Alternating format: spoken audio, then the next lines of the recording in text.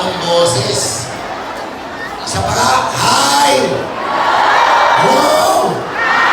Yan, napakainit po ng pagtanggap nyo sa amin.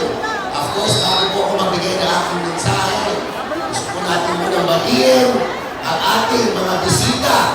Ngayong araw po na ito, ang incoming Vice Governor po ng Probinsya ng Isabela, ang Mayor ng Etiague, Francis Faustino Kiko D. Palakpakan po natin!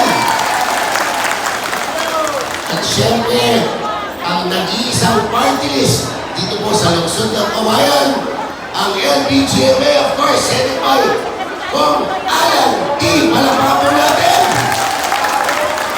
At syempre, kasama din po natin ngayong araw na ito, ang ating mga city officials. Nandito po ang ating SP Sinchawi, SP Nico Del Mendo, SP Mauro P. Garcega, SP Marcos Maximo, SP Apo Malilin, SP Balongwi, SP Balong Asin, SP Egay Atienza, at syempre, ang bago po sa grupo ng Team Cesar JCD, Jan De Luna.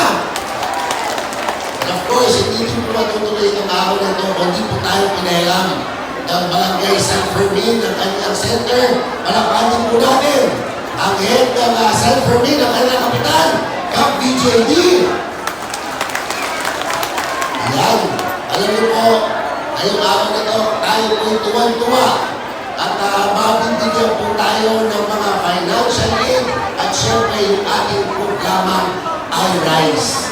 At alam niyo po, itong mga kasama natin dito sa harapan ay talagang mga sumusuporta po sa mga programa para sa ating mga fisher folks, sa ating mga farmers, sa ating mga toga, at lahat po ng beneficiaries natin ngayong araw nito. Kaya sana po, tuloy-tuloy po natin suportahan, lalo-lalo na po ang grupo ng LBGMA na nag-iisa lang pong party list dito sa lungsod ng Kawayan. Palakpakan po natin ang LBGMA! Anong number ng LBGMA? Mahina, ano?